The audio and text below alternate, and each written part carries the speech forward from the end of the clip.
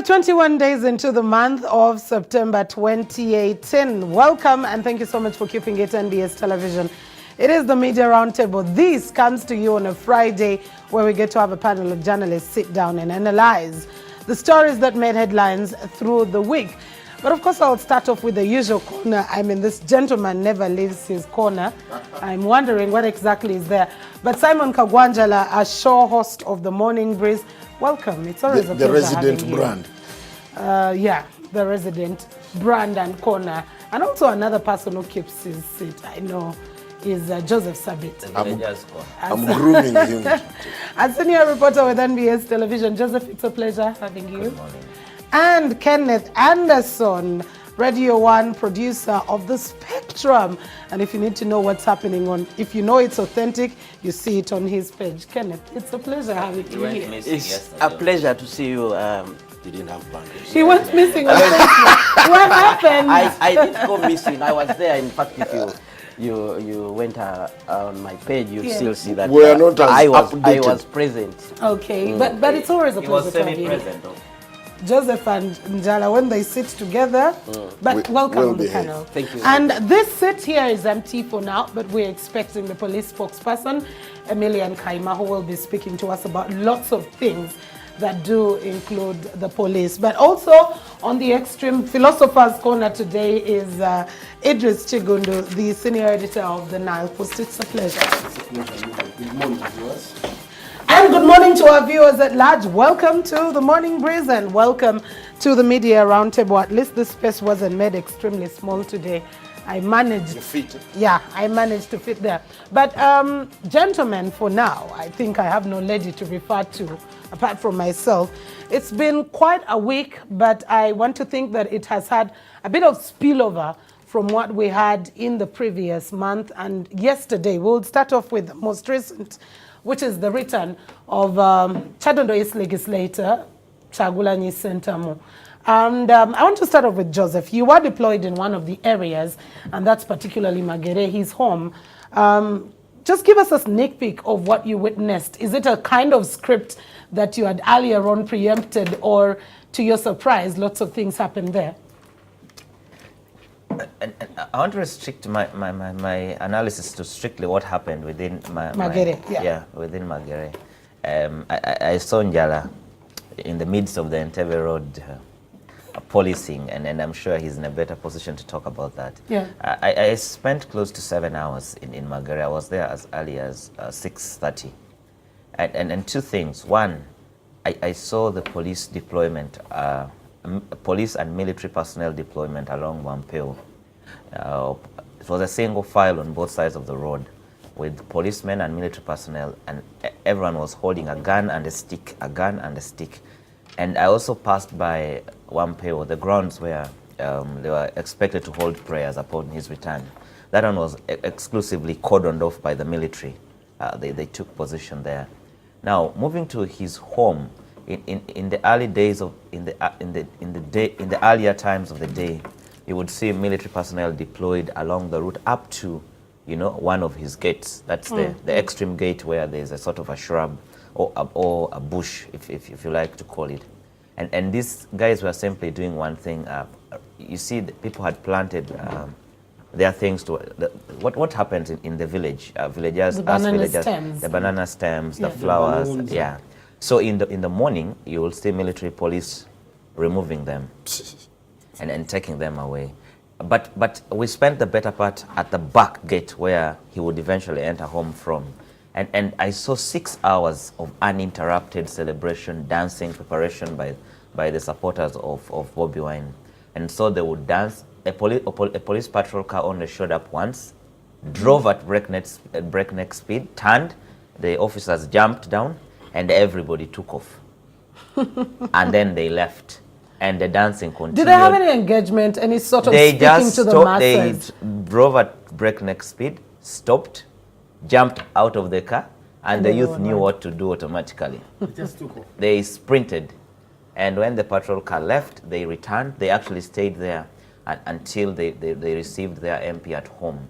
Now, when he reached home, there was a patrol car, and he was in one of the police cars. And then these young people said, there's no need for police for the patrol car inside our MP's compound.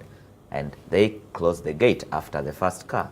And so this driver withdrew and parked the car outside. And so you saw about 8 officers from the VIP protection unit, from counterterrorism, walked with him inside until they ushered him into his house.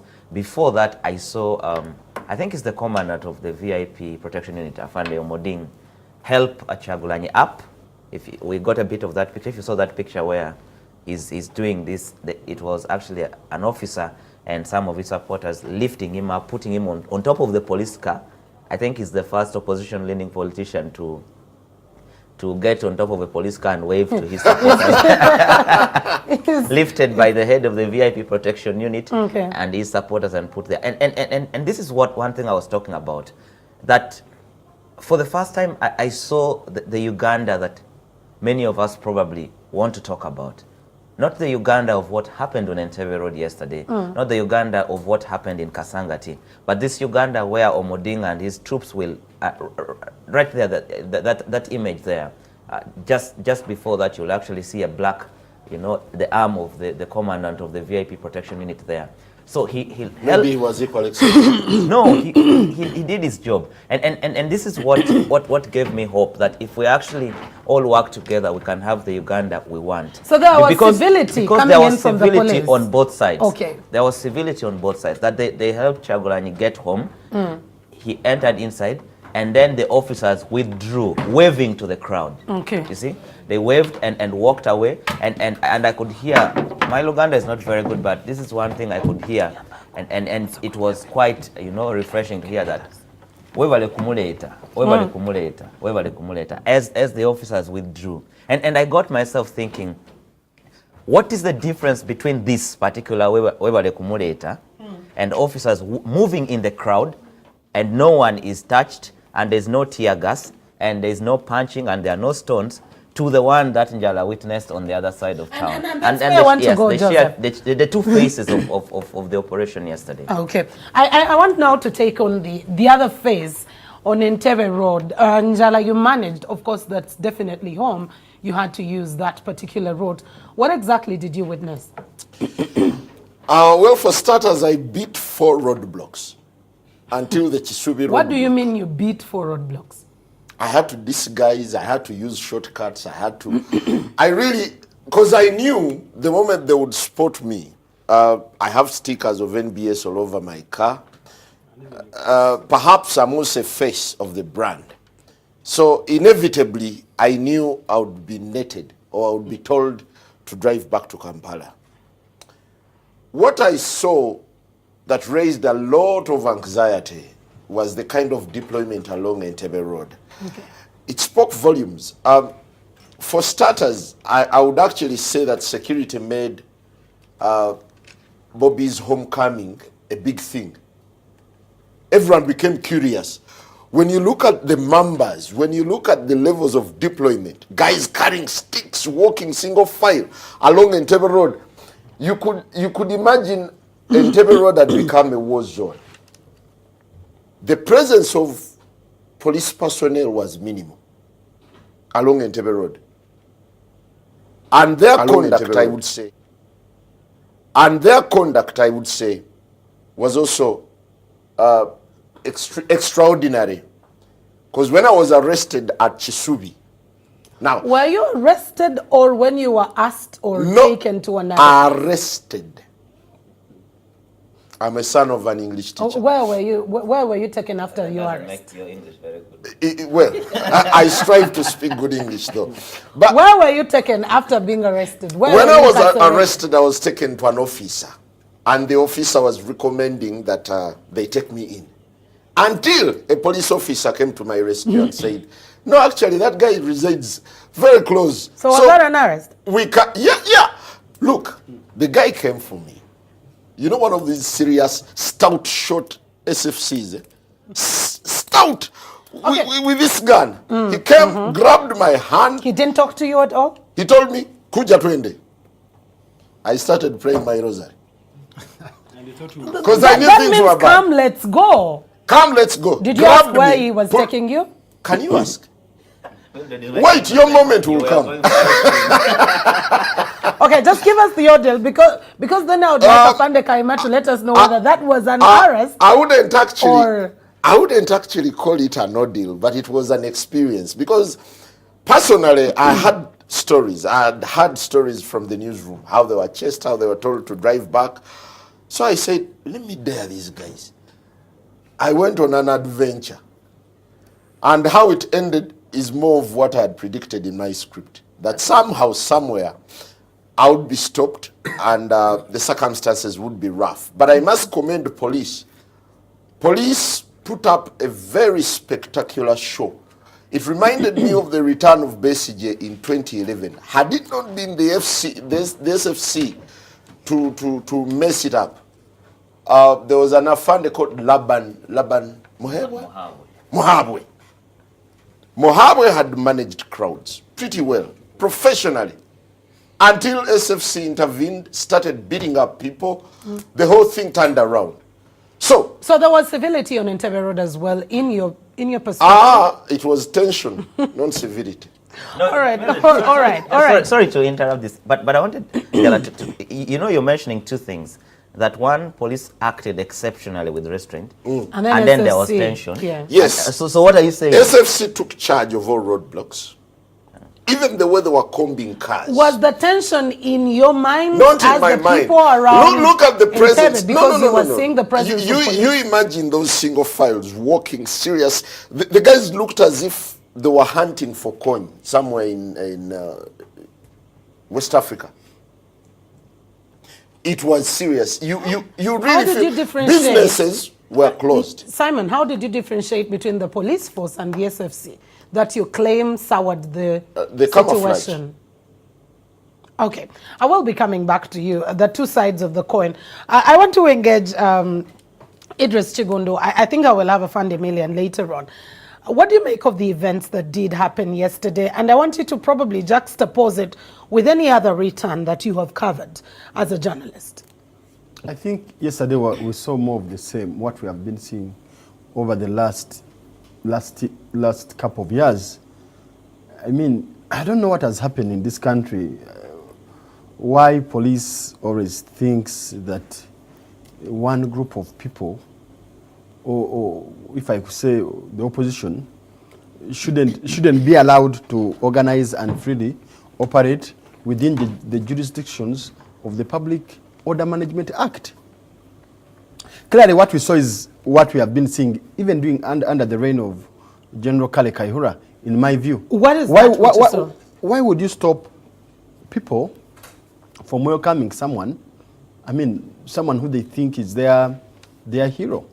Okay. Why would police act in police and other security agencies, because I know it wasn't only a police operator, why would they act in such a tense manner that they can't allow someone to drive freely, wave to people?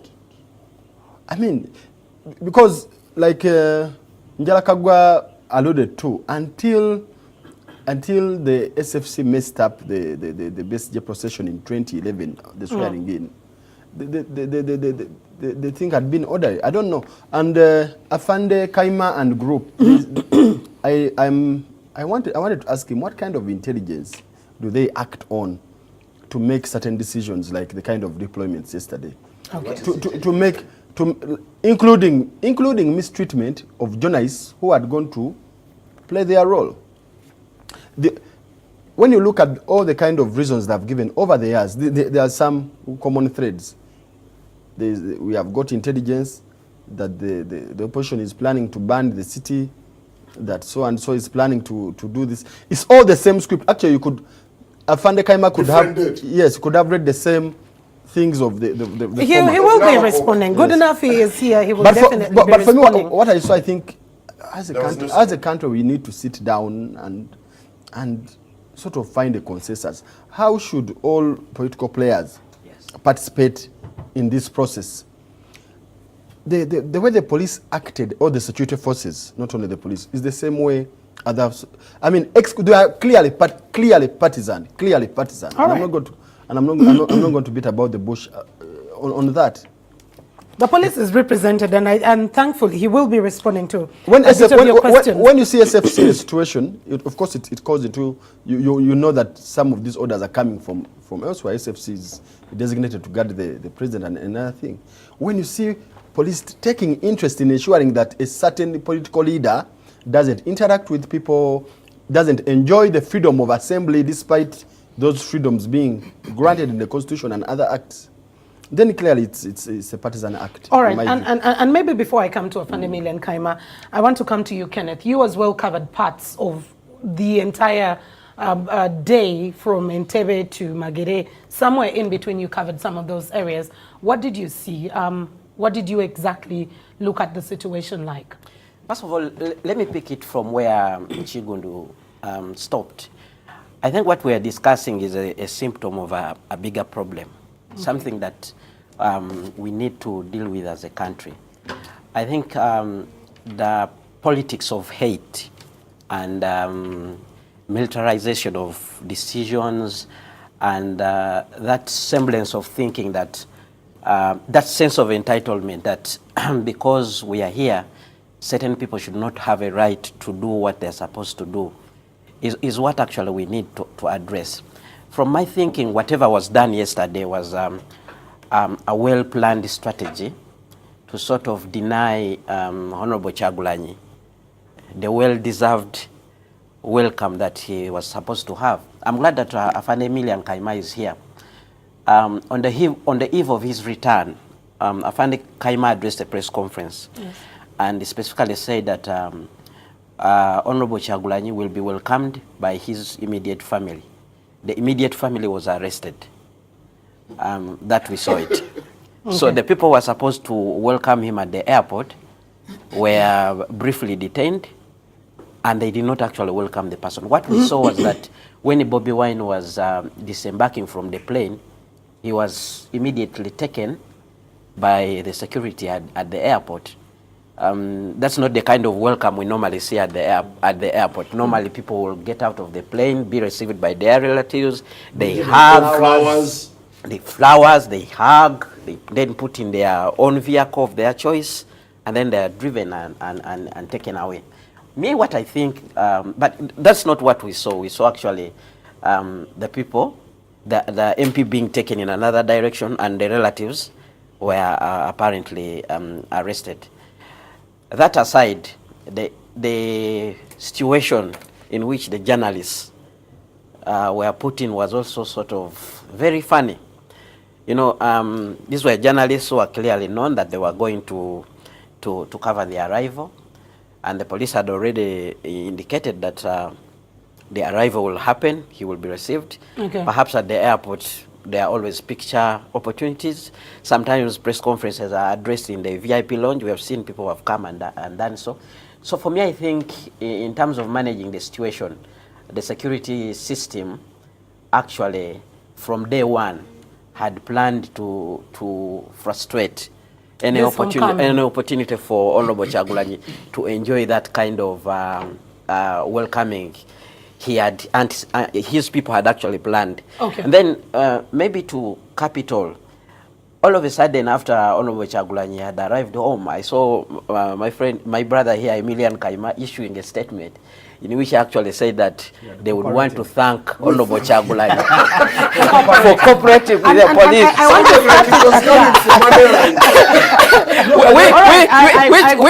Which actually tells me that from the onset, there was a script. This is what we would do. Akifika tutamchukua pale, alafu Afande Kaima utatoa ile statement ambayo itasema thank you for cooperating. I will come to Afandemile and Kaima. But before we go to even the tail end of the thank you notes that you did give, you didn't allow any journalists onto the tarmac. You really, like, whether was it an arrest, whatever it was, you kept them away. I want first of all to understand, as Honorable Kyagulanyi Sentamu touched the tarmac, that's at Entebbe International Airport, what exactly happened? Because the pictures that also came through were probably of some of the relatives or friends who were already at Entebbe Airport and covered that, not journalists from the media that we do have, the mainstream media. What happened? I think we need to give it perspective for us to say what happened, for viewers out there to appreciate. And I want to particularly thank my brother Kwagu for the good Swahili. I'm very impressed. If I spoke that Swahili, then I would forget about the English and the Uganda. Okay. And pay more attention to Swahili. That was good of you. And everyone else who has been here, who has told what they saw. Yeah. Sabit was there, and he exactly said what he saw. Now, my brother here on the left is asking, what kind of intelligence do we act on? Intelligence is received information. And we are dealing with political situations where we are players, major players in terms of ensuring that there is peace, there is safety, there is tranquility. There is enjoyment of freedoms, and the freedoms must be enjoyed by everyone, not the big shots only, everyone, including those who use these roads, those who do their private businesses, those who are concerned and those who are not concerned. To give it perspective further, the Honorable Chagulanyi, while abroad, planned to come home. And he was bound to come home. He wanted to come home at the time of his choice, and that was okay. Now, there is some communication that is always made, and we get to Nandi. He said, I'm coming home. What is it that you want? What are the guidelines? Okay. And I was looking for, as a PRO, do we have family members on board that we can sit with and agree on the guidelines? So somebody will ask, amongst these, why the guidelines? Because this is not the usual homecoming. Honorable Chagulanyi asked for guidelines, right? No. He said, what is it? What is it that you want us to agree on? And what sort of discussion did you hold with him? No, not me. At another level, he did. Okay. Yes. And that can be debated. So we looked for members of his close family to agree on these guidelines. Unfortunately, I was unable to get them. So we developed the guidelines, issued them. You looked for, just a minute, you looked for family members and you never got them. In which aspect? I never got to talk to any of them on the day that we issued those guidelines. But that same evening, I spoke to some of them. Okay. After we had issued them. So we spoke to some of them and we discussed this. So they said, well, we'll sit as a family and we'll discuss this. But of course, we want to welcome him. And that was a day before? Yes, a day before, after we had issued them. Because we provided the copies. And they are clear, only 6. Very true. So when we talked to them, they said, fine. Probably we are going to discuss this as a family as we plan to go and receive him, okay? That was hours, how many hours before the return? It doesn't matter how many hours, but we talked before, after we issued that statement. And you are journalists, you know what time that we issued those Fast forward, as the family approached the airport, they were part of the family members. Before they go to the airport, we were doing the discussion. So, Mildred, if you can allow me. Maybe let's just give him time. But we need to be quick because the panel needs to discuss. Yes. The audience needs to follow this.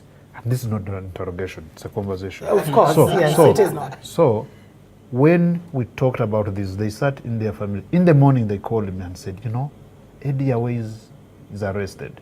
From where? From Entebbe. That was about 5 or 4 something. Around that time. The Baganda say, when birds perch without good communication, you brush against one another. Somehow I think that happens. So I talked to, I think their big brother, the eldest brother, and said, no, Chairman is not the eldest brother. It's called Mr. Sentam. You rarely hear him. Very sober, very understanding, and we talked at least. And what exactly did you discuss? No, he told me that among those, the family members that we want to welcome our brother is not his wife. His wife chooses to stay behind, and that's okay, even his children. But his brothers. and some of his workmates, including one of the artists. I forget the name. I remember one of the musicians. Nubian Lee? Nubian Lee, Nubian yes, Lee. yes. Yeah. So I said, now, look, it's now 10 o'clock. We need to look at these, know where are they? They're in different directions, okay? And of course, deployment was at Entebbe. Checkpoints were there. Why? To ensure that's all safe. Let me tell you. What safety were you ensuring by checking each and every car that is going to? Some of those that we anticipate could cause trouble. We have seen trouble on that road, haven't we? You were here, and we know the kind of trouble that we have seen. Immediately, I issued that statement. I read that statement. You all followed what happened. The Honorable Chagulanyi, again, allegedly, because we saw the writings, saying, I have followed the issued guidance. It's not the police to choose who. And he was right. Was Eddie, Probably- just a minute, Probably Simon. he was. Was Eddie Awe arrested?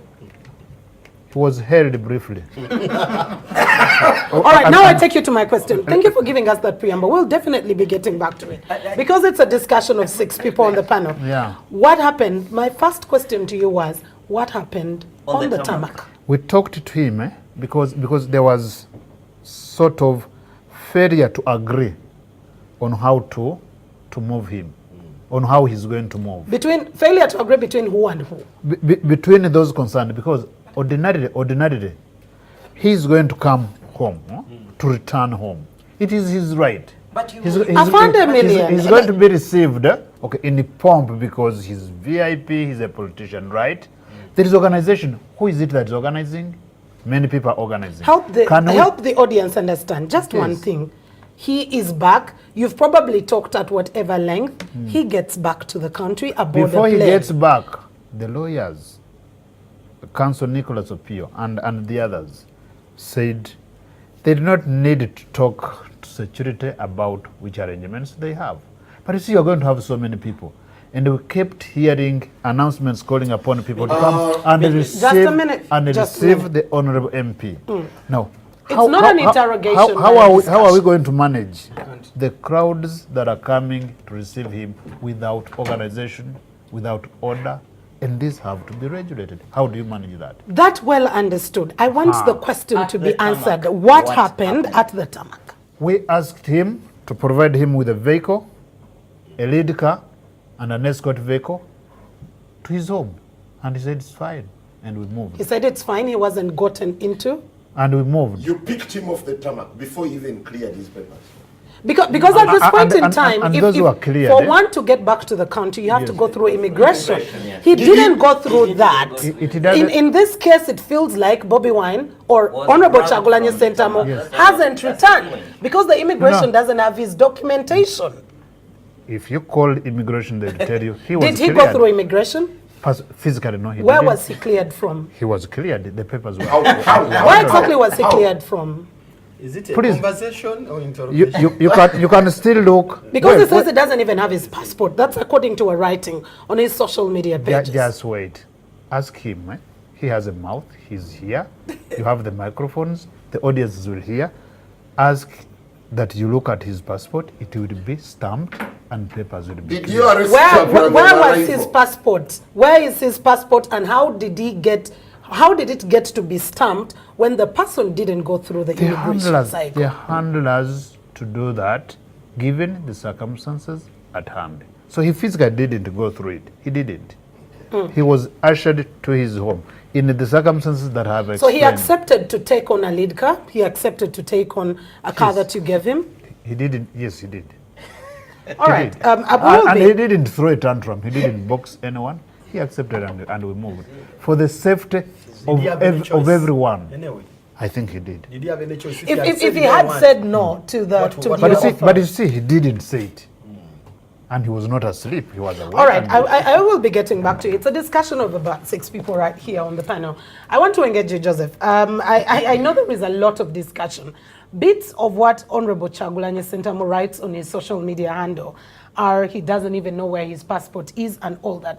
On arrival to his home, you did see and witness his arrival to his home, what was the mood like? Because Afande Million says he accepted the offer of a lead car and another car that would escort him to his home. And again, I want to use a Million's, analogy of giving it perspective. I was looking. First of all, when I read his statement yesterday, I laughed very hard, and I gave it to people in my house. I said in my public relations class, this is what they used to call a public relations disaster. Because first, I want to put it to you that you arrested very many journalists. Two, I want to put it to you that it's a statement of fact that you blocked journalists from even accessing Entebbe. True. Three, I want to put it as a matter of fact to you that you confiscated equipment of some journalists. Four, I want to put it to you that it was deliberate, it was planned, that the media shouldn't be anywhere near the airport. I also want to put it to you that arrangements to grab, not negotiate, grab Robert Kyagulanyi Ssentamu was made before he landed. Before he left the USA, the security agencies met, they drew up a plan. He would be picked from the tarmac. I want to put that to you. When he landed at Entebbe, there were a number of security personnel who had been planted already on the plane. They traveled with him. As soon as he landed, you did not give him a choice. I want to put that to you. You grabbed him from the tarmac, put him in that car. He had no choice. You drove him. You actually had decoy convoys. One drove to Kasanga. There were three. There were three. I think let's listen to each other. Two were decoys. One drove to Kasangati police station. One drove via the city center. One was carrying the passenger. And so you have done that with Dr. Besigye before. You grabbed him from the tarmac, except the command has changed. The last time it was my friend, may his soul rest in peace, although I prefer that his soul doesn't rest until his killers are found. Andrew Felix Kawesi grabbed Dr. Besigye from the tarmac, and the same narrative, the script is the same. He later showed up and said it doesn't matter. If it is about immigration, he'll be cleared. But what do I want to say? You're setting a very, very, very dangerous precedent that you're a spokesperson of the police force of my country and you lie in a statement and sign it. Those are records. Those are records that are captured in this country. You cannot say no journalist was arrested. You gave our own journalists here were returned with lead cars. Oh, okay. Yes, every media house had a lead car to pick them from Entebbe Road back to the station. Would he shortly respond to that, yes, maybe? Yes. I can and I wanted you to respond to the aspect of the journalists, the journalists who were arrested that you say one held for a while. I do not know of any journalist who was mistreated. If questioning, if checking the luggage that you have, if asking you where you are going is mistreatment, then we miss the words, okay. the meaning. Were they arrested?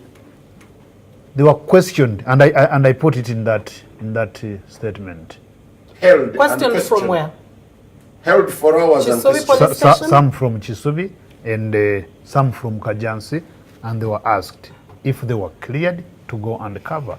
The officers who were handling needed to know if you are cleared and you have clearances, accreditation, to go and do that. Now, can we just listen to each other? Let him explain, then we come in. And you need to control your emotions because you are all journalists and I work with you. So if you are questioned, probably for any activity that we do, let me tell you what we do. We plan and we do debriefs. In this, probably we need to say debriefs. What went well, what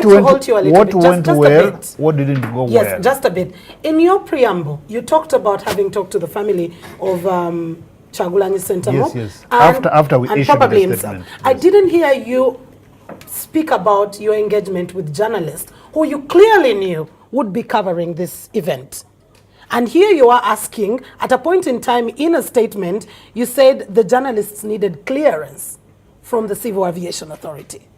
No, I didn't say that. They needed clearance at that. Accreditation to cover. I didn't even say that in my statement, but that's what the officers were asking for at the roadblocks. Yes. Did you have an engagement with journalists who you well knew were going to cover this before that day? With the media houses? When I was issuing the guidelines, I issued them before journalists. I think I personally did not plan for that. You didn't plan for journalists to cover?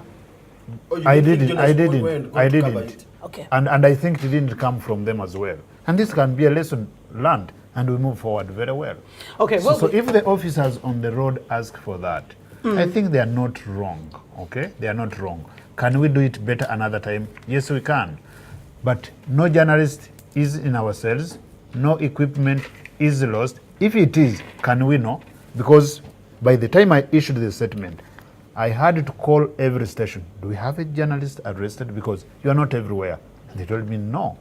The ones that we questioned, we gave them options. If you are accredited, you proceed. If you are not accredited, Where was the you accreditation done, and who exactly did the Again, that's the accreditation? challenge. Again, that's the challenge. Who accredits journalists for covering events like this? Is it the police that accredits? Who are accredited at this point in time? Because at least if there is an accreditation process, media houses have sent a message, sending the names of the journalists. Let's get to know who covers where. I think that's a mishap that happened, a lesson that we can pick. Okay, so that's something that we can pick. Okay. Really, we should. Lesson taken from them. For those that we asked, and they said no, we are not accredited. We don't have to force ourselves into this, and they returned home. Fine. All right. That happened. Well, so there is no lie. we will be. There will be. That's again another lie. They did not have a choice. They did not have There a was no choice. accreditation process. First, let me put this to you. I don't gain anything from saying non-factual statements on national TV. You held a number of journalists for a couple of hours. Yes. For about 4 hours, I can mention names.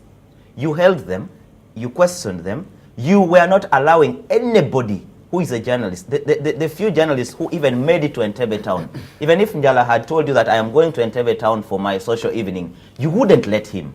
That's why he was picked from Chisubi. He lives in that area. It was deliberately planned. My sources in security had already indicated. There's a reason why, for example, I did not show up on Entebbe Road. I already knew, one, journalists were not welcome, and two, I knew I would not set my eyes on Robert Chagulanyi. It was a planned, there was nothing like whether you are accredited or not, journalists were not welcome. And it was maybe a you deliberate were security deployed strategy. in that area as well, Exactly. but deployed in Magere. But I want to come to you after talking to a few of the panelists as we get more information. Kenneth, you had a viewpoint to the responses here. For starters, like Sabit here said, from day one, and like I also said that at the beginning, I think the plan was to frustrate any attempts by somebody to sort of portray Chagulanyi as a hero who has returned back. Let's be honest. First of all, Afande Milian Kaima here says that they looked for the family and what. I think Honorable Chagulanyi ceased to be only a family matter. We know people who belong to this political pressure group called People Power. We saw them addressing a press conference the previous day, issuing their sort of arrangement on how they were going to welcome one of their own. And beyond looking for Honorable Chagulanyi's immediate family members, the police would have engaged the People Power people, and we already know them. Beyond that also, we saw other things that happened, like deployment at homes of other political leaders, like the Honorable Erias Lukwago and a number of others who were actually thought to be in the group that would go to receive Honorable Chagulanyi. We saw the lawyers, Honorable Asmani Basalirwa, being blocked on Entebbe Road and pulled back to Kampala. All those people, we know who the leaders are. He also hinted here about Honorable Mr. Nicholas Opio. So the other people who could have helped the police to make an arrangement that is better were actually not engaged. The problem is the police and the security took over the arrangements of welcoming back Honorable Chagulanyi without due consultation with the team that he belongs to. Then secondly, I think we are sort of punishing Afande Kaima for nothing, because I think most of the things that we saw happening, you will answer that, were actually out of the police domain. I actually think there were other people who took over the issue of Entebbe Road and whatever happened. Then on a sad note, Honorable Kaima says journalists were not mistreated. I think from his background, he thinks mistreating a journalist should be beating and so forth. Well, we have seen that happening. Maybe there's another standard that we need to go to. But the moment you block a journalist from doing their official work that they were supposed to do, you prevent them from executing their work. You hold them for a certain period until the person they were supposed to cover has left. Then you have mistreated a journalist. You have blocked them from doing their professional work. So that is something that you need to know. And for the police also to say, as we get, I'm winding up. Yes. For the police also to say that they did not anticipate journalists to go and cover Honorable Kyagulanyi. That shows you the level of Intelligence. I don't know. I don't know how to say it. The level of impunity with which they consider Honorable Kyagulanyi and maybe other political players, because I think they knew Kyagulanyi would come back. They knew the kind of welcome he would get. They knew the media would be interested, and what we saw happened. And also something that we are not talking about. We are only focusing about the journalists, but there were also an order which was issued banning all live broadcasts. You know, we know TV stations have been doing live broadcasts about was such it a events. genuine order that came out? We had people saying no live broadcast. An order has been issued. No live. I saw that was these things. grapevine information, maybe. Yeah, we but needed a letter. You know, these days they will not tell you directly, or they will not write a letter, but a certain force will prevail. But we were live. I was live with I was live with Sabiti on camera in Magere. I did a live broadcast with Kanari Mugumi earlier on in the morning in Wampeo. I think another live broadcast. So, but we'll get to that discussion as well. Simon, just before we shortly take a break, you had a response. I had to shut you down because we needed to listen to each other. Yes, go ahead. Anyway, that's part of my response. I was sharing police with compliments until Afane Midi and Kaina spoke. I withdraw them. I want to withdraw all the compliments I've given police. Why? And that doesn't take away the fact that the time you get the compliments, you were referring to incidents. That doesn't take away that fact. Much as I appreciate the fact that it's really tough policing in a military regime in such an environment, but it looks as though police has now become too comfortable with their lies and speaking with a lot of impunity. Where are the lies there? So if you could just point them out, he will respond. One lie. Yeah. Journalists were not arrested, they were held for hours. Two, Kyagulanyi cooperated with us. Goodness, you drove a prisoner. You took a prisoner. That was kidnapped. You actually kidnapped Kyagulanyi. But those are your words, really. No. What is kidnap? Read the law. It's very clear. Go ahead. And those are your statements. In your view, of course, you will respond later. Certain things are unacceptable and indefensible. In such an environment, the best that would be done, and I like the statement that came from Emilian, that, each operation provides us with lessons. Without going into justifications for what is awfully wrong, just say, maybe this was wrong. You don't pick someone off the tarmac, someone who's been longing to come home, be hugged by the family, travel, move, because police can manage crowds. That's as far as I can imagine. If we have a police that is logistically well, that is professional, they can manage crowds. They can cooperate with the organizers of such events. I saw the homecoming of President Museveni from New York. You did pick him off the tarmac. We were inconvenienced as well. For your information, by the way. Okay. But you managed the few people who were by the roadside. All right. And just a minute, maybe before we take a break. Just a minute, yes, because I haven't gotten to President Museveni is always picked off the tarmac by the SFC. No, but it's always the car comes. He has a choice on All right, which we'll car he will continue with travel this in. discussion. We just want to take a very short break. Of course, it's a media roundtable, and in the journalistic perspective, we're trying to find out how the journalists make sense of the events that did happen. And also in studio today, we're privileged to have the police spokesperson, SP Emilian Kaima, and responding. He's doing It's a journalism. discussion. Today, he's seeming to be a journalist on the table. But let's take a break. We'll be back shortly after this break. Welcome back, and thank you for keeping it the Media Roundtable, a Friday that gets to have journalists sit on a table and discuss issues that made headlines in the journalistic perspective, because they do get to cover these stories, interact with the newsmakers, and also interact with the procedures and processes that probably you, our audience, are never at. But I just want to remind you that we're proudly powered by Western Union, and you can be able to send and receive money for as low as 6,000 shillings. I know some of us here on the table have relatives or friends abroad and they would like to send money, or you want to send them money. Western Union is just here for you. And as we did take the break, we were still making sense of the events that happened yesterday as Robert Chagulanyi Sentamu, Chadondo's legislator, returned home. We earlier spoke about the aspect of journalists being arrested, the disorganization in the aspect of accreditation, which was being asked for. But I want us now to look at the aspect of the heavy police deployment, and then we also did see politicians who were blocked. For example, we did see the Lord Mayor wasn't allowed out of his home. You will be telling us what exactly that was too. We had Honorable Mike Mabike, we had Honorable Alan Sewanyana, who are also not allowed the free movement that they would have expected. But I want to start off with Idris Chigundu.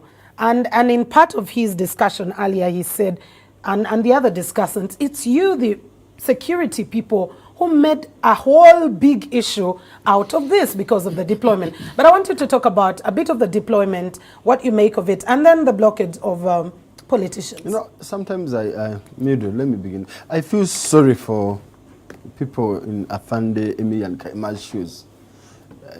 When you look at the statements he has already made here and the kind of fire he has faced, clearly it shows that we're not all in agreement with what he has said, and all we think that there are clearly a number of gaps from the explanations he has given here. Afande Kaima, I want you to face the camera and assure the nation, was the police in charge of yesterday's operation, or it was working behind another security agency? He will answer that. Maybe, do you want to continue with your submission? Fully in charge. Was it fully in charge? Yes. Okay. He says yes. Fully in charge? Yes. If the police, because police by the training is supposed to keep, it's trained to keep law and order, it's trained to control crowds. In that sense, I would Actually, let me help there. yes. To do three things. You're ceding your minutes to his discussion. Yes, it's fine. Three All right, things. go One, ahead. law and order. We must ensure that there is law and order. And that takes all the players to play their role to ensure that it is there. Okay? Two, protect life and property. Yes. Somebody's property, somebody's life is related to. So what do? You do 1,000 things to ensure that that's done. Yes. Detect and prevent crime. When we know crime might happen here, we must prevent it. How we do it is a detail that we can discuss, but once we feel that we have achieved those, in the Constitution, that same Constitution, Article 212, in number 4 says, we work hand in hand with the state security agencies, leaders in the community. Is this what is happening in our country? Are we looking at this from Yes. just one political lens yes. without interrogating the others? No. I want us to be honest in this. Because in this respect, why then couldn't the police maintain law and order? Interrogation, discussion, let's draw the line. Control the crowds, ensure protection of property. I mean, by allowing this, the honorable to... And I think I'll take it Do up you think from it was him. beyond I'll police's take it up. capacity, for example, to deploy along Entebbe Road, And I'll take it up from ensure that Idris. people's property is protected, but at the same time they ensure that the other people enjoy their freedoms? I will of take it up assembly? from Idris, and as you Yes. get to answer Sorry, mine is Idris's more question, yeah. of If you get I to really yeah, answered it. and if you get to as you're answering his question, you mentioned that you were meant to detect and control crime. What detection did you get to have the Lord Mayor stay in his home, not get out, to have Honorable Mike Babike stay there, Honorable Alan Sewanyana, and all the Honorable others. Nambeshe What and the sort rest of were- detection was that? What exactly did What you intelligence, envisage? Yeah, that you had to keep them in their homes. But let him first. I will give you examples. Let him answer that. I will give you examples, and we shall pick from just two scenarios, only two. When Dr. Besje returned from, is it from Kenya? From abroad, 2011. We sat with the team of Dr. Besje, and I was privileged to sit in that meeting organizing his return. So we talked about so many things. We agreed, I think over 80%, we agreed what would be done. Not even one was complied with. We got a serious beating, if I can call it, in terms of really. We have agreed you are going to move in your vehicle from this point to the other and shall control crowds. Please, let's go and talk to the people, because people listen to their leaders. We didn't see this happen. Of all the things we agreed, all of them were pushed into the dustbin. And what happened on the road, Ugandans remember, it was chaos. I think 12 hours on the road, disruption of business, disorder, chaos, theft of many things, pelting cars with stones. And who is in charge of this? Everybody said, but where is the police? Let's connect it What to is the police? event Now, yesterday. connecting this to the event and to what happened in 2007, we cleared, and it's our role really to protect life and property, whichever circumstances it is. People began to attack others, including journalists being attacked, including innocent people who are going about their lawful businesses. So in this we say, can we work together? Can we work together so that these crowds are controlled, they enjoy their freedoms without infringing on the freedoms of others? How did the politicians get caught up in this? And some of them had to even stay home. Honestly, we know they mobilize for criminal tendencies sometimes. Sometimes for political activity, which is okay. To be a politician is really okay. And you can't control that. It's their role to criminality be is politicians and to rally masses. Politics is about masses, it's about conviction. We are not politicians. We stand in the middle to control all the factors therein, so that you don't attack me, I don't attack you. The challenge. You said that politicians, some of them, not all. Some of them, had yes. organized criminals. Even Criminal tendencies. Because you said that Yes. in your interview with Samson yesterday. Some did, but two. We had the Honorable Chagulanyi on a video that I have on my phone. Probably it is him, because it's a video, he speaks, saying, we are going to come home, and we know, him saying that they know that there are some criminals who are organized to intercept, to disrupt, to discredit. We had that, did you? Now, So when that happens, it means that sure, in every situation, there can be parasites to disorganize. How can we Don't you have the capacity as police to control that? They have the the capacity question intelligence is, not to control. wait, the question is, don't we have the will as a country to organize together and win together? But Why- then Did we need all that deployment? Because I think yes, when Simon talks about tension, it's the appearance of there is military, there is police and all that, just as I like. Because there is a possibility of everything going amiss, so we have to deploy. Okay. And the deployment is an assurance to citizens, to members of the public, that we are going to give you a service. Okay. And once the service is given and they say, nobody pelts me with stones, nobody steals my property, I go about my business well, without interruption, that's okay. Is there an inconvenience? Probably there is an inconvenience. Okay. Now, as a country, how do we go about this? I want you journalists really to ask us the hard questions.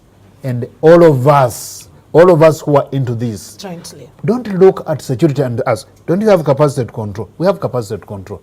But at what cost? Just imagine, if we don't prepare our people, if we don't talk to our people in terms of what we expect us to do and them to do, and what you are going to deliver, there is disorder.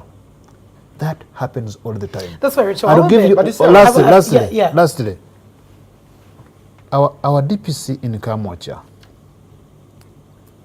is always engaging the people in Kamocha, where Bobi Wine has a big fan base. When you meet him with those people, you know, he understands them. They do kubonga, afande, and they bonga, and they communicate. That constant communication is critical. You journalists, every morning you sit, you brief, you deploy. This is what we need as a country. Not just anybody coming to this studio and doing what they want. No. true. So order is created from all the energies, from all the forces that we put together for a good country. That's nobody, true. Nobody says that you should not be a politician. I'm not a politician. I don't care how you mobilize, how he mobilizes. What I care We need is to work jointly. let order be there. Let's make this bed and sleep in it. These laws are made. Why don't we? I will be coming back to you, Afani Million Kaima. Yes, I want to come to you, Kenneth.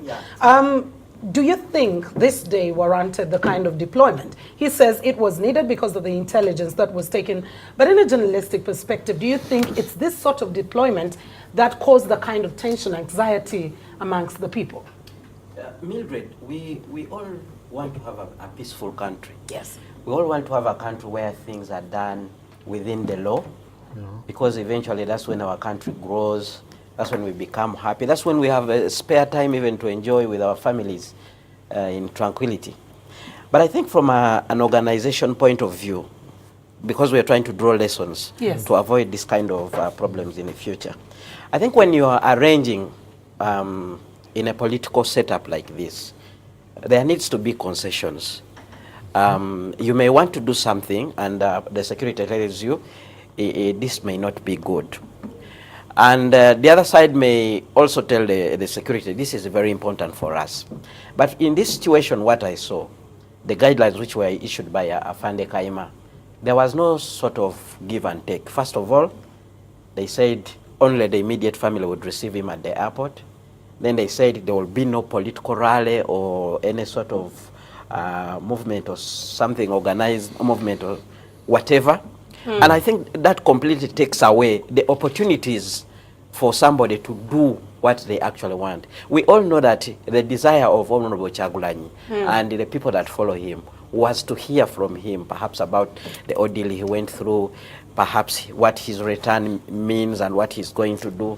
But this opportunity was not given. I'm looking at a situation where maybe the police would have sat with the people power team and tell them, look, we are allowing you maybe a certain number of people. So you think it was more bending to police? I'm looking at a win-win situation. Yes. Because we can't write it off. Honorable Chagulanyi is a he's a leader. He's a leader. He's a face now that we can't do with it. And perhaps maybe the police might have more battles with him in the future. So I'm looking at a win-win situation. I'm looking at where the police would have said, we're allowing you to take 50 people to the airport. We'll provide you a convoy. Then after that, because we know there are so many people who would want to hear from Honorable Chagulanyi, would allow him to have a rally at this particular place, and maybe he will speak maybe for an hour or so, and then we'll let him go. But for me, I think from day one, there was bad blood. There was no from consensus. the guidelines that the police issued. Honorable Kaima, you'll agree with me. You said immediate family, and then you said no rally, no any sort of processions. So there was completely no give and take. There was no negotiations at all. And I think we need to move to that kind of arrangement where we agree this is good, this is bad, this is what we are giving you, this is what you need to do. Because whether you like it or not, the people that Honorable Chagulanyi represents wanted to hear from him. All right, and Joseph Sabiti, I want to come to you as well, and also on the aspect of deployment. Do you think it's such kind of deployment that comes in from the security forces that brings up the anxiety, that hits up the emotions of the people, expected people, like he says? He's a representative, he's a member of parliament. He has a group that thinks with him or thinks along the lines that he does. We had deployment in Wampewa, we had deployment, a bit of it before Magere, you had in Tebe Road and all the other places. We had deployment around Kamocha as well. Mildred, I want to make my argument very wholesomely. I actually spent the better part of the show giving beatings to police and then pointing to to where we think they have made mistakes. And I don't want us to sit here, because a lot of people are following us, and to make it look like the other side of the coin is extremely angelic, that they are so holy, that everything that happens, none of them has contributed to the chaos, and that will be a big mistake. I started with the beatings that Fande Kayima took on behalf of the security agencies because of my journalistic instincts, that there are times when the security forces do things which are not supposed to be done. But let's face it, we are all under the Constitution. We have freedoms, but we also have responsibilities. These freedoms are not absolute. And that's one thing that I think everyone should take home. That too, not everybody is innocent in these demonstrations. Absolutely not everybody is innocent. We have had people who actually go with ill motives. Once you have a very big crowd, not even the politician has control over what these people do. So yesterday I asked the question, when are we going to have a discussion where there's convergence between law enforcement and politics? That politics and law enforcement will all be subject to the law. That politicians will not have a feeling that their rights are absolute. For example, when are we going to see our law enforcement officers represented by Kayima here, and the people in politics sit and say, look, what is the law? It is right here. What is good for public safety? It is right here. Where do we find a middle line? We cannot have a country run by extremists, two extreme sides, that you see, we must go to Chiseka, and the other side saying you must not go. In the middle of all this contestation, there's a constitution, for Christ's sake. There's a Public Order Management Act, despite its problems, made by your representatives. There are freedoms and there are responsibilities that come with them. And the problem that we face right now is absolute right. That a lot of people think they are right. And that, I think, is what we need to address. And that's the conversation that the media needs to instigate. Yes, let us beat the security agencies for the wrong they have done. But in the next coming days, we need to put the radar on some of the opposition leaders, the things they do and how they conduct themselves. It will be important to have a country where there is a middle ground. I want to conclude with a very recent example next door. We saw that I covered a bit of the political contestation in Kenya. The Raila Uhuru scenario was extremely messy. The security agencies were stressed. And there reached a point when actually he decided he was going to swear in public at Uhuru Park. Security made a decision that, you know what, we are going to prosecute the leaders. We are not going to go head on and kill people and cause injuries. The event happened. People were taken to court and charged with treason. Later, Raila sat down and said, for the sake of Kenya, this bloodshed must stop. He sat down with the president. They met and said, we are going to build bridges. We are going to mend fences. We are going to avoid event. I'm not going to lead any event that will lead into confrontation with the security agencies. Clearly, the two of them, each of them wanted to be a leader, but they loved Kenya more. And so can we have a conversation about Uganda? As a journalist, I saw one of my colleagues, for example, yesterday chased from Magere, not by police this time. Random people were saying, Owabuke de Vayo, Owabuke de Vayo, Owabuke de Vayo.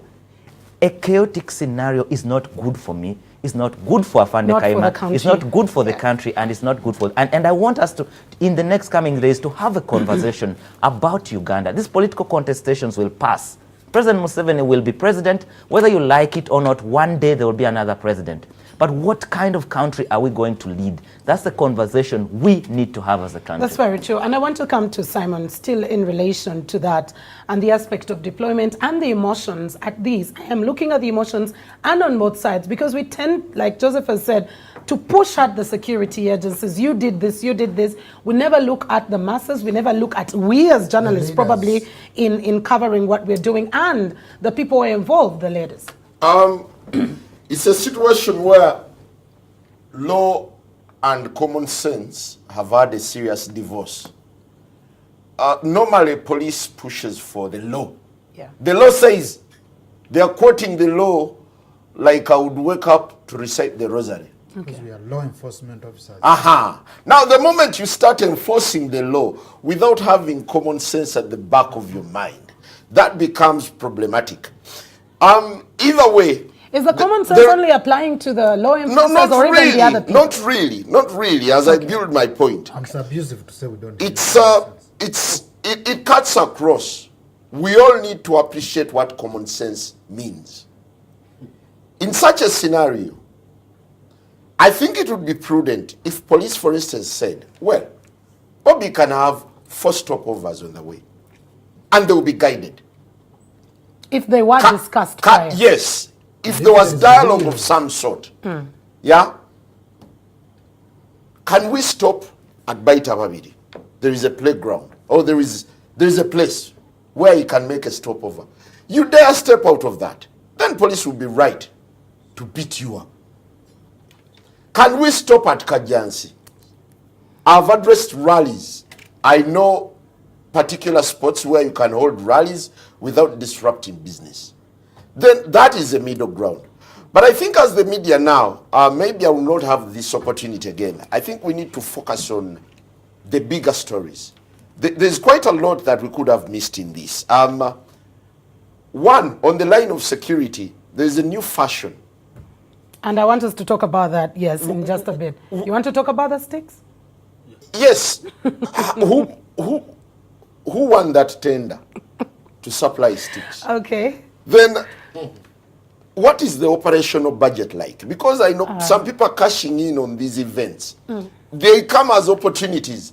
While the public is out crying, someone is completing his house because of these operations. Okay. Yeah, we need to probe this.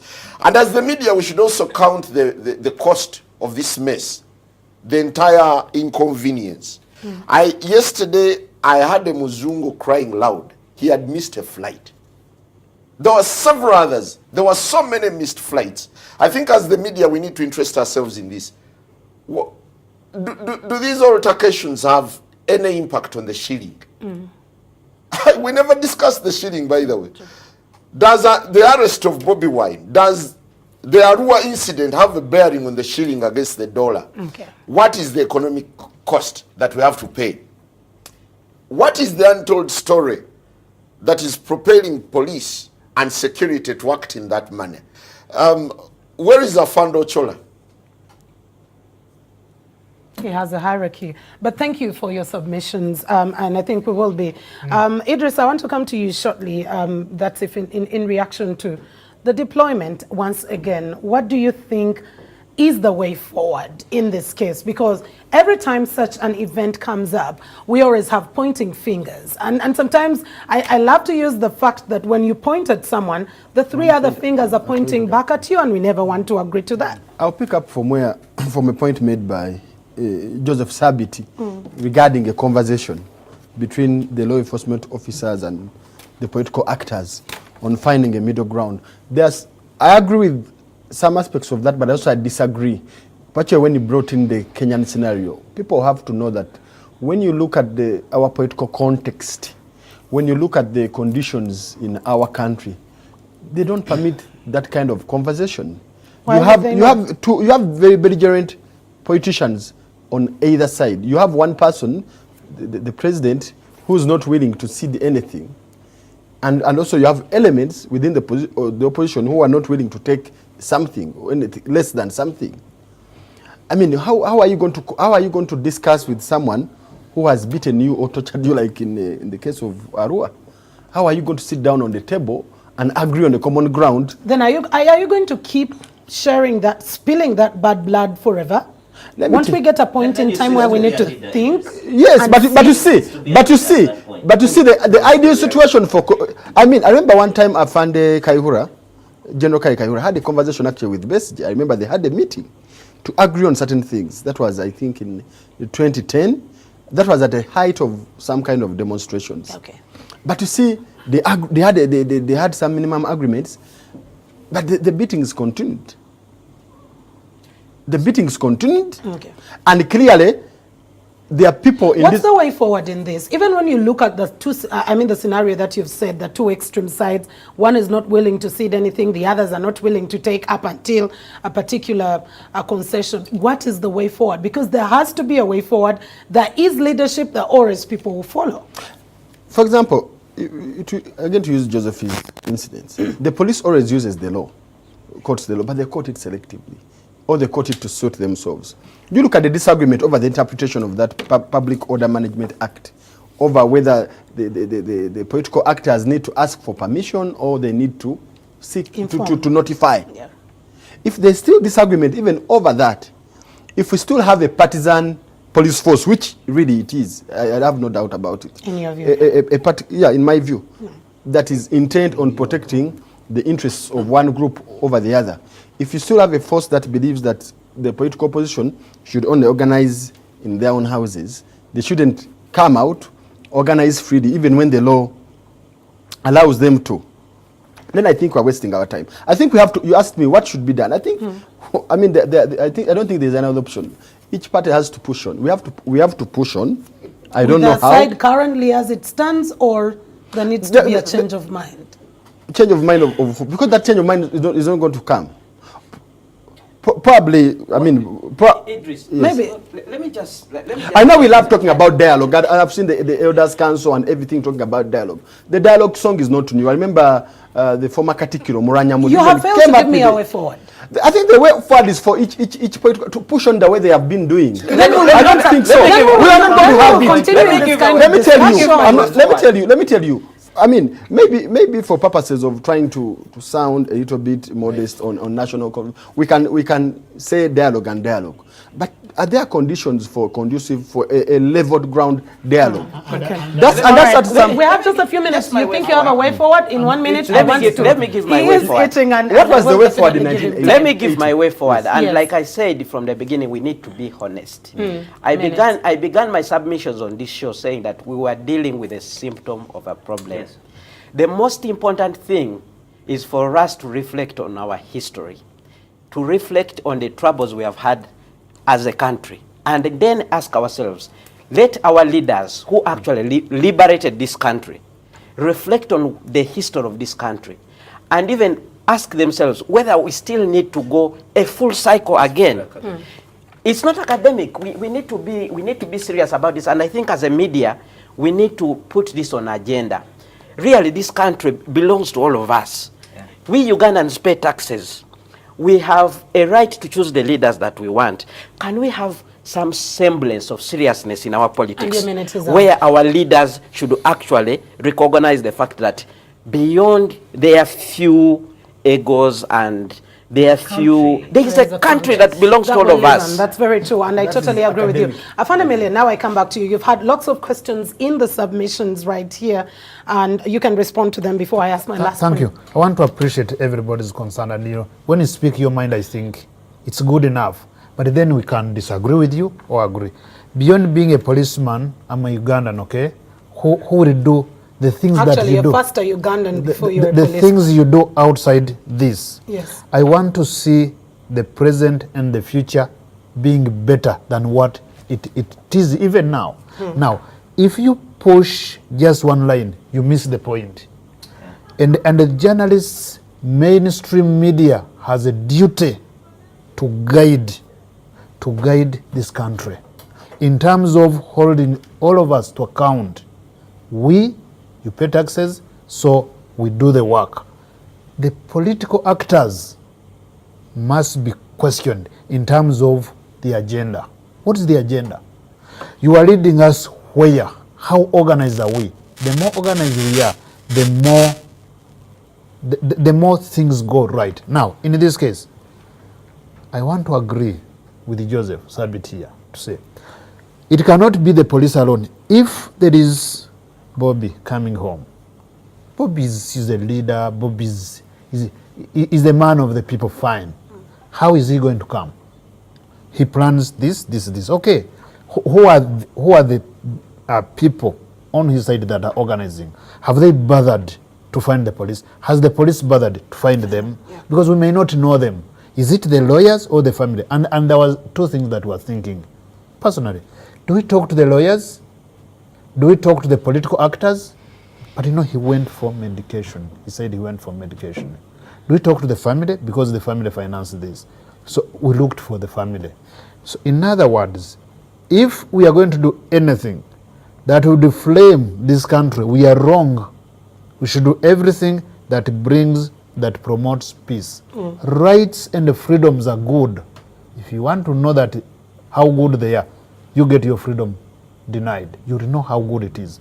But then responsibility, it's our responsibility. In 2009, Uganda Human Rights Commission, looking at 2011, I think, organized different forums. They developed guidelines in managing processions and public rallies and assemblies. One of the things that were discussed openly were, when you are organizing public rallies, can we organize together with the police? Can we have stewards? Can we know the routings? All of those things without even bothering with the section of the law that was scrapped. Okay, 32. Seeking permission. 32. Seeking permission. So say you have to wait. But then it went to Parliament. POMA came out in 2013. It's made by members of Parliament. Representatives of the people. So why don't they agree with this? General Tafire one time told us, and he was really giving us a meeting. He said, you police, you enforce the law that exists. If you are uncomfortable with it, it's us who are members of Parliament who will go to that Parliament and they see the provisions that are not good and we change them. And I agree with him.